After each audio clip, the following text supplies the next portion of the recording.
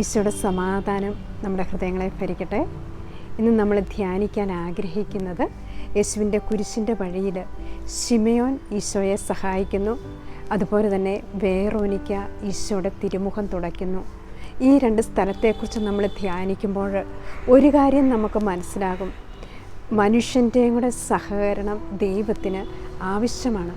വിശുദ്ധ അഗസ്തീനോസ് പറയുന്നുണ്ട്, നിന്നെ സൃഷ്ടിച്ച ദൈവത്തിന് നിന്നെ കൂടാതെ ഒന്നും ചെയ്യാൻ സാധിക്കില്ല. കാരണം നമ്മുടെയും കൂടെ പരിശ്രമം ഉണ്ടെങ്കിൽ മാത്രമേ, നമ്മുടെയും കൂടെ ഒരു സഹായം ഉണ്ടെങ്കിൽ മാത്രമേ ദൈവത്തിന് നമ്മുടെ കാര്യത്തിലും പ്രവർത്തിക്കാൻ സാധിക്കുകയുള്ളൂ.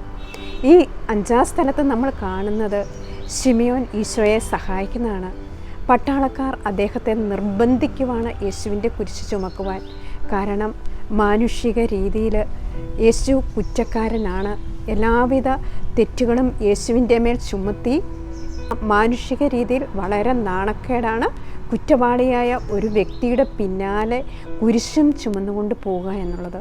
പക്ഷെ ശിമയോനെ നിർബന്ധിച്ച് ശിമയോനെ കൊണ്ട് അവരത് ചെയ്യിക്കുമ്പോൾ ഒരു തരത്തിൽ യേശു സന്തോഷിക്കുകയാണ്. മനുഷ്യനും ദൈവത്തോടൊത്ത് സഹകരിക്കുമ്പോൾ അവർക്ക് ദൈവത്തോട് സഹതാപം തോന്നിയിട്ടല്ല, മറിച്ച് ജീവനോടെ അവിടുത്തെ കുരിശിൽ തറയ്ക്കണമെന്ന് ഉള്ളത് അവരുടെ തീരുമാനമായിരുന്നു.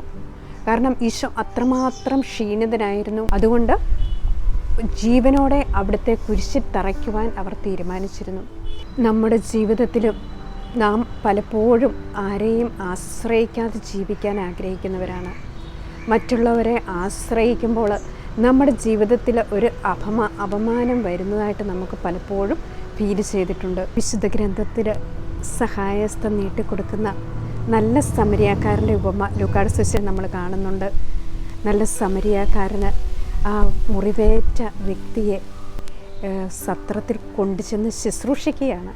ഈശോ ചെയ്ത അതേപോലെ തന്നെ ചെയ്യണം നല്ല സമരിയാക്കാരനെ. യേശുവാണ് നമ്മളെ സഹായിക്കുന്നത്. അതുപോലെ തന്നെ നമുക്ക് കാണാൻ സാധിക്കും, യേശു എല്ലാവരെയും അങ്ങോട്ട് ഇറങ്ങിച്ചെന്ന് സുഖപ്പെടുത്തുന്നത്. 6-ാം സ്ഥലത്തേക്ക് പോകുമ്പോൾ വേറോനിക്കയുടെ മുഖം നമുക്ക് കാണാം. അന്നത്തെ രീതി അനുസരിച്ച് സ്ത്രീകൾ സമൂഹത്തിൽ നിന്ന് എപ്പോഴും അകറ്റപ്പെട്ടവരായിരുന്നു. യേശു അനേകം സ്ത്രീകളെ ആ ദൈവത്തിൻ്റെ സ്നേഹം അനുഭവിക്കുവാനായിട്ട് ഇടയാക്കുന്നുണ്ട്. ലൂക്കായുടെ സുവിശേഷം 8-ാം അധ്യായം 1-3 വരെയുള്ള തിരുവചനത്തിൽ നമ്മൾ കാണുന്നുണ്ട്. യേശുവിനെ അനുഗമിച്ച സ്ത്രീകൾ, യേശുവിൻ്റെ ശിഷ്യത്തിമാരായിട്ട്, ഈശോയുടെ പൂർണ്ണ വിശ്വസ്തരായിട്ട് ഈശോയുടെ പിന്നാലെ നടന്ന അനേകം സ്ത്രീകളെ നമുക്ക് കാണാൻ സാധിക്കും. യോഹന്നാൻ്റെ സുവിശേഷം 11-ാം അധ്യായത്തിൽ മർത്തായെയും മറിയത്തെയും, യോഹന്നാൻ്റെ സുവിശേഷം 8-ാം അധ്യായത്തിൽ വ്യഭിചാരത്തിൽ പിടിക്കപ്പെട്ട സ്ത്രീയെ യേശു അവിടുത്തെ കരുണയാൽ അവൾക്ക് രക്ഷയും ജീവനും സമാധാനവും കൊടുക്കുന്നത് നമുക്ക് കാണാൻ സാധിക്കും. 6-ാം സ്ഥലത്തേക്ക് പോകുമ്പോൾ നമ്മൾ കാണുന്നു, വേറോനിക്ക ഈശോയുടെ തിരുമുഖം തുടയ്ക്കുന്നു. പട്ടാളക്കാരുടെ നടുവിലൂടെ അവൾ യേശുവിനെ സമീപിക്കുകയാണ്. ആരെങ്കിലും എന്തെങ്കിലും പറഞ്ഞുകൊള്ളട്ടെ, സ്നേഹം പ്രതിബന്ധം അറിയുന്നില്ല. പരമാർത്ഥ ഹൃദയർ അവിടുത്തെ കാണും. അവൾ ഭക്തിപൂർവ്വം തൻ്റെ തുവാലയെടുത്തു. രക്തം പുരണ്ട മുഖം അവൾ വിനയപൂർവ്വം തുടയ്ക്കുകയാണ്. അപ്പോൾ ദൈവത്തോടുള്ള സ്നേഹത്തെ പ്രതി വേറോനിക്ക സകലതും മറന്ന് ദൈവത്തിൻ്റെ തിരുമുഖം തുടയ്ക്കുകയാണ്. സ്ത്രീ ജനങ്ങളെ മുഴുവൻ യേശു രക്ഷിക്കുന്നതിൻ്റെ അടയാളമാണ്. അവൾ ധൈര്യപൂർവ്വം പട്ടാളക്കാരുടെ നടുവിലൂടെ പോയി യേശുവിൻ്റെ തിരുമുഖം തുടയ്ക്കുക. 1 കൊരിന്തോസ് 13-ാം അധ്യായത്തിൽ സ്നേഹം സകലതും സഹിക്കുന്നു, സകലതും വിശ്വസിക്കുന്നു, സകലത്തെയും അതിജീവിക്കുന്നു. സ്നേഹം ഒരിക്കലും അവസാനിക്കുന്നില്ല. പ്രവചനങ്ങൾ കടന്നു പോകും, ഭാഷകളില്ലാതാകും, എല്ലാം ഇല്ലാതായാലും അവസാനിക്കാത്ത ഒരു കാര്യമാണ് ദൈവസ്നേഹം. റോമാക്കാർക്കെഴുതിയ ലേഖനം 8-ാം അധ്യായം 31-38 വരെയുള്ള തിരുവചനത്തിൽ പൗലോസ്ലീഹ പറയാണ്, ക്രിസ്തുവിൻ്റെ സ്നേഹത്തിൽ നിന്ന് ആര് നമ്മെ വേർപെടുത്തും? ക്ലേശമോ, ദുരിതമോ, പീഡനമോ, പട്ടിണിയോ, നഗ്നതയോ, ആപത്തോ, വാളോ, ഇവയ്ക്കൊന്നും ക്രിസ്തുവിൻ്റെ സ്നേഹത്തിൽ നിന്ന് നമ്മെ വേർപെടുത്തുവാൻ സാധിക്കില്ല. ആ സ്നേഹത്തിലൂടെയാണ് വേറോനിക്ക യേശുവിനെ സമീപിക്കുക. ആ ക്രിസ്തുവിൻ്റെ സ്നേഹത്തിൽ നിന്ന് ആർക്കും പിരിയപ്പെടാൻ പറ്റുകയില്ലാത്ത വിധം അവളുടെ ഹൃദയത്തിൽ ദൈവത്തിൻ്റെ മുഖഛായ പതിയുകയാണ്. ഈ കർത്താവിൻ്റെ ആ പ്രതിച്ഛായ യേശുവിൻ്റെ തിരുമുഖം തുടയ്ക്കുമ്പോൾ അവളുടെ തൂവാവല്ലയിൽ പതിയുന്നു. നമ്മുടെ ജീവിതത്തിലും നമ്മൾ ഓരോ വ്യക്തികളെയും കണ്ടുമുട്ടുമ്പോൾ, മുറിവേറ്റ വ്യക്തികളെ കണ്ടുമുട്ടുമ്പോൾ അവരിൽ യേശുവിനെ നമുക്ക് കാണുവാനായിട്ട്, അതിനാണ് നമ്മുടെ തിരുസഭ ക്രിസ്തുവിനു വേണ്ടി അനേകർ ജീവിതം മാറ്റിവെച്ച് ഇറങ്ങിത്തിരിച്ചിരിക്കുന്നത്. അനാഥർക്ക് വേണ്ടി, വിധവകൾക്ക് വേണ്ടി, അതുപോലെ ആരോരും ഇല്ലാത്തവർക്ക് വേണ്ടി, എല്ലാവരും ഉപേക്ഷിക്കപ്പെടുന്ന കുഞ്ഞുങ്ങൾക്ക് വേണ്ടി, എല്ലാം വിശുദ്ധമായിട്ട് ഓരോ ശുദ്ധ മനസ്സാക്ഷിയോടും ദൈവസ്നേഹത്തോടും കൂടി നമ്മൾ ഓരോ സ്ഥാപനങ്ങൾ തുടങ്ങി വയ്ക്കുന്നത്. അവരിലെല്ലാം ആ മുറിവേറ്റ ക്രിസ്തുവിൻ്റെ മുഖം, ആ വേറോനിക്കായുടെ തൂവാലയിൽ പതിച്ച യേശുവിനെ ദർശിക്കുന്നത് മൂലമാണ് അനേകർ ക്രിസ്തുവിന് വേണ്ടി ഇറങ്ങിത്തിരിക്കുക. അതാണ് ഈശോ പറയുന്നുണ്ട്, ഈ ചെറിയവരിൽ ഒരുവന് നിങ്ങൾ ചെയ്തു കൊടുത്തപ്പോഴെല്ലാം നിങ്ങൾ എനിക്ക് വേണ്ടിയിട്ടാണ് ചെയ്തു തന്നത്. അതുപോലെ തന്നെ നമ്മൾ കാണുന്നുണ്ട് വിശുദ്ധ ലൂക്കായുടെ സുവിശേഷം 7-ാം അധ്യായം 36 മുതൽ 50 വരെയുള്ള തിരുവചനം നമ്മളൊന്ന് ഹൃദയപൂർവ്വം വായിച്ചാൽ മനസ്സിലാകും. വേറോനിക്കായെ പോലെ ഹൃദയം തുറന്ന് നമ്മൾ ദൈവത്തെ സ്നേഹിച്ചാൽ എത്ര വലിയ പാപമാണെങ്കിലും യേശു ക്ഷമിക്കും എന്നുള്ളത്. കാരണം യേശുവിനെ നമ്മൾ സ്നേഹിക്കാൻ തുടങ്ങുമ്പോൾ തന്നെ നമ്മുടെ പാപങ്ങൾ ക്ഷമിക്കപ്പെടുകയാണ്, നമ്മൾ നീതീകരിക്കപ്പെടുകയാണ് ചെയ്യുന്നത്. യോഹന്നാന്റെ സുവിശേഷം 15-ാം അധ്യായത്തിൽ നമ്മൾ വായിക്കുന്നുണ്ട്, നിങ്ങൾ എന്നിൽ വസിക്കുകയും എൻ്റെ വാക്ക് നിങ്ങളിൽ നിലനിൽക്കുകയും ചെയ്യുന്നുവെങ്കിൽ ഇഷ്ടമുള്ളത് ചോദിച്ചുകൊള്ളുക, ഞാൻ നിനക്ക് തരും. കാരണം ദൈവത്തിൻ്റെ വാഗ്ദാനമാണ്. യോഹന്നാന്റെ സുവിശേഷം 15-ാം അധ്യായം നമ്മൾ വായിക്കുമ്പോൾ മുന്തിരിച്ചെടിയും ശാഖകളും, യേശുവാകുന്ന ആ മുന്തിരിച്ചെടിയോട് നമ്മളാകുന്ന ഓരോ ശാഖകളും ചേർന്ന് നിൽക്കുമ്പോൾ തീർച്ചയായിട്ടും അതിൽ നിന്ന് ദൈവസ്നേഹത്തെ പുറപ്പെടുവിക്കാൻ സാധിക്കും. ലൂക്കായുടെ സുവിശേഷം 7-ാം അധ്യായത്തിൽ 36 മുതലുള്ള തിരുവചനത്തിൽ ആ പാപിനിക്ക് ദൈവം എങ്ങനെയാണ് മോചനം കൊടുക്കുക? അവൾ പൂർണ്ണ ഹൃദയം ദൈവത്തിന് കൊടുത്തു. തനിക്കുള്ളതെല്ലാം അവൾ ദൈവത്തിൻ്റെ മുൻപിൽ സമർപ്പിക്കുകയാണ്. അവൾ കണ്ണീരുകൊണ്ട് അവിടുത്തെ പാദങ്ങൾ കഴുകി എന്നാണ് പറയുക. അതിനാൽ ഞാൻ നിങ്ങളോട് പറയുന്നു, ഇവളുടെ നിരവധിയായ പാപങ്ങൾ ക്ഷമിക്കപ്പെട്ടിരിക്കുന്നു. എന്തെന്നാൽ ഇവൾ അധികം സ്നേഹിച്ചു. അവൾ ദൈവത്തെ സ്നേഹിച്ചു. ദൈവത്തിന് അവൾ ഹൃദയത്തിൽ 1-ാം സ്ഥാനം കൊടുത്തു കഴിഞ്ഞപ്പോൾ അവളുടെ പാപങ്ങൾ എല്ലാം ക്ഷമിക്കപ്പെടുകയാണ്. നമ്മുടെ ജീവിതത്തിലും നമ്മൾ നമ്മുടെ സഹോദരരെ ആ യേശുവിൻ്റെ തിരുമുഖത്തോട് ചേർത്ത് കാണുമ്പോൾ കർത്താവിൻ്റെ സ്നേഹം നമ്മളിലൂടെ അവരിലേക്ക് ഒഴുക്കപ്പെടുകയാണ്. യേശുവിലൂടെയാണ്, നമ്മളിലൂടെയാണ് കർത്താവിനെ പ്രവർത്തിക്കുവാൻ. നമ്മെ കൂടാതെ നമ്മെ സൃഷ്ടിച്ച ദൈവത്തിന് ഒന്നും പ്രവർത്തിക്കാൻ സാധിക്കുകയില്ല. അപ്പോൾ ആ വേറോനിക്ക യേശുവിൻ്റെ തിരുമുഖം തുടയ്ക്കുമ്പോഴും നമ്മെ ഓർമ്മിപ്പിക്കുന്നത് എന്താണ്? കർത്താവിൻ്റെ കുരിശുകൾ വഹിക്കുവാൻ എല്ലാ അപമാനങ്ങളും പീഡനങ്ങളും വകവയ്ക്കാതെ ദൈവസ്നേഹത്തോട് ചേർന്ന് നിൽക്കുവാൻ നമ്മൾ ആഗ്രഹിക്കുമ്പോൾ തീർച്ചയായിട്ടും ദൈവത്തിന് അവിടെ പ്രവർത്തിക്കുവാനും അനേകർക്ക് ആശ്വാസം നൽകുവാനും യേശുവിൻ്റെ ആ മുഖത്തോട് ചേർത്ത് സാധിക്കും. വിശുദ്ധ കൊച്ചുറസ്യ പുണ്യവതി യേശുവിൻ്റെ തിരുമുഖത്തെക്കുറിച്ചാണ് പുണ്യവതിക്ക് ഏറ്റവും കൂടുതൽ വെളിപ്പെടുത്തി കിട്ടിയത്. പുണ്യവതി ഏറ്റവും സ്നേഹിക്കപ്പെട്ട തൻ്റെ പിതാവ് മാനസിക രോഗിയായി തന്നെ കാണാൻ വന്നപ്പോൾ കൊച്ചുറസ്യ പുണ്യവതി അദ്ദേഹത്തിൽ കാണുന്നത് യേശുവിൻ്റെ മുറിവേറ്റ തിരുമുഖത്തെയാണ്. കാരണം ആ മാനസിക രോഗത്തിലൂടെ അദ്ദേഹം സഹിക്കുന്ന വേദനകൾ, അതുപോലെ നമ്മുടെ സമൂഹത്തിൽ അനേകം മുറിവേറ്റ ആത്മാക്കളുണ്ട്. പലതരത്തിൽ മുറിവേറ്റവർ, സാമ്പത്തികമായിട്ട്, മാനസികമായിട്ട്, ശാരീരികമായിട്ട് എല്ലാം വേദന സഹിക്കുന്നവരിലേക്ക് നമ്മുടെ പ്രാർത്ഥനയിലൂടെ അവർക്ക് ആശ്വാസം നമുക്ക് കൊടുക്കുവാൻ സാധിക്കും.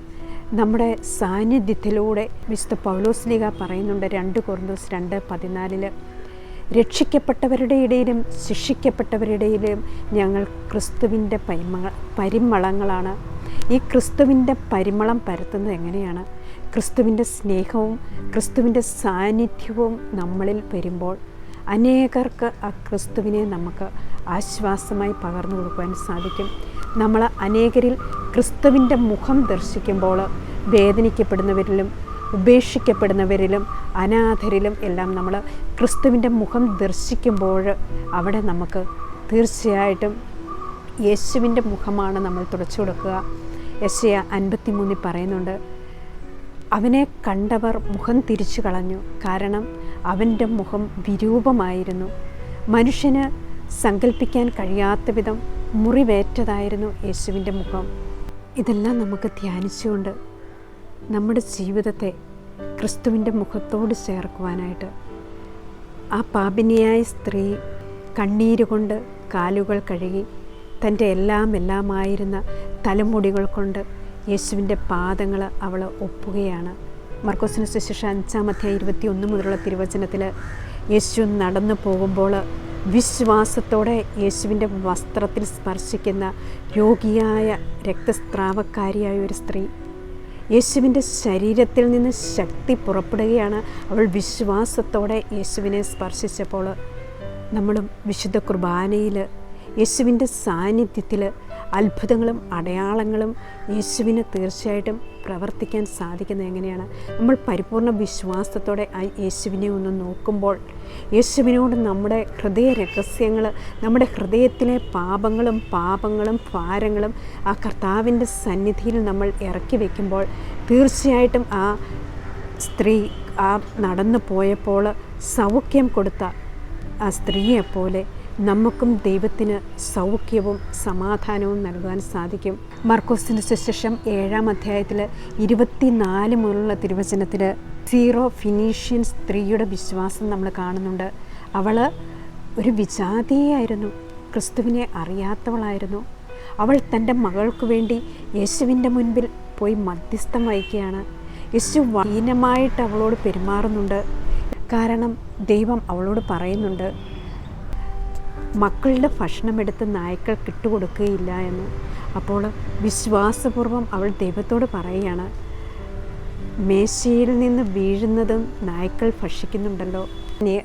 അവളുടെ സ്നേഹത്തിൻ്റെ മുൻപിൽ, അവളുടെ വിശ്വാസത്തിൻ്റെ മുൻപിൽ ദൈവം കീഴടങ്ങുകയാണ്.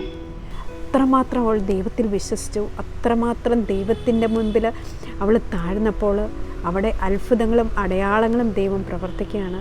ഇതാണ് നമ്മൾ കർത്താവിൻ്റെ മുൻപിൽ എളിമപ്പെടുമ്പോൾ, കർത്താവിൻ്റെ മുൻപിൽ ഇതാ ദാസി എന്ന് പറയുമ്പോൾ തീർച്ചയായിട്ടും ദൈവത്തിന് അവിടെ പ്രവർത്തിക്കാൻ സാധിക്കും. അതുപോലെ അനേകം സ്ത്രീ കഥാപാത്രങ്ങളെ വിശുദ്ധ ഗ്രന്ഥത്തിൽ നമുക്ക് കാണാൻ സാധിക്കും. യേശുവിനെ കണ്ടതിന് ശേഷം വിശ്വസ്തത പുലർത്തിയ അനേകം സ്ത്രീ ശിഷ്യത്തികൾ യേശുവിനുണ്ട്.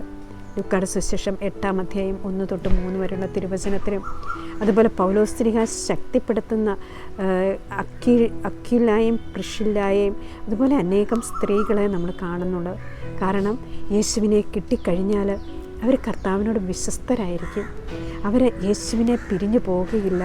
യേശു ആദ്യം പ്രത്യക്ഷപ്പെടുന്നതും മഗ്ദലന മറിയത്തിനാണ്. മർക്കോസിൻ്റെ സുവിശേഷം 16-ാം അധ്യായത്തിലും സുവിശേഷത്തിൻ്റെ അവസാന ഭാഗത്തിൽ യേശുവിൻ്റെ ഉത്ഥാനത്തിൻ്റെ സമയത്ത് യേശുവിൻ്റെ കല്ലറയിൽ പോയി യേശുവിനെ കാണാനും യേശുവിന് സഹതാപം പ്രകടിപ്പിക്കാനും ഓടിയെത്തുന്നത് സ്ത്രീകളാണ്.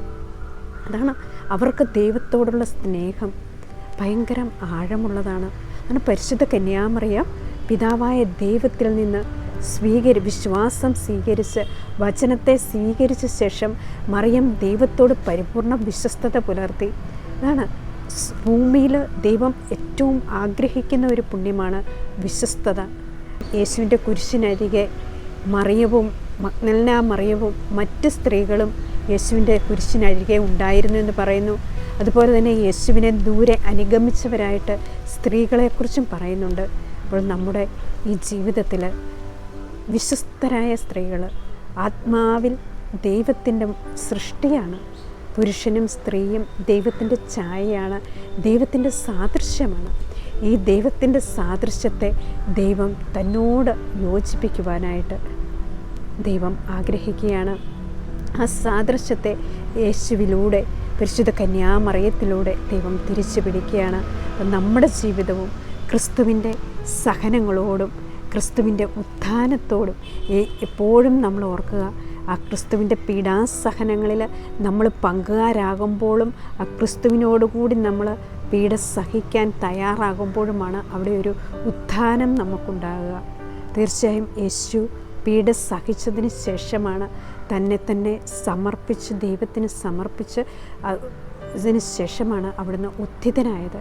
ആ ഉത്ഥിതനെയാണ് മഗ്ദലന മറിയം ആദ്യം കണ്ടുമുട്ടുക. നമ്മുടെ ജീവിതത്തിലും നമ്മളും ക്രിസ്തുവിൻ്റെ സഹനത്തോടും വിശുദ്ധിയോടും ദൈവസ്നേഹത്തിലും നിറഞ്ഞുകൊണ്ട് ക്രിസ്തുവിൻ്റെ സ്നേഹത്തിൽ നിന്ന് ആര് നമ്മെ വേർപെടുത്തും?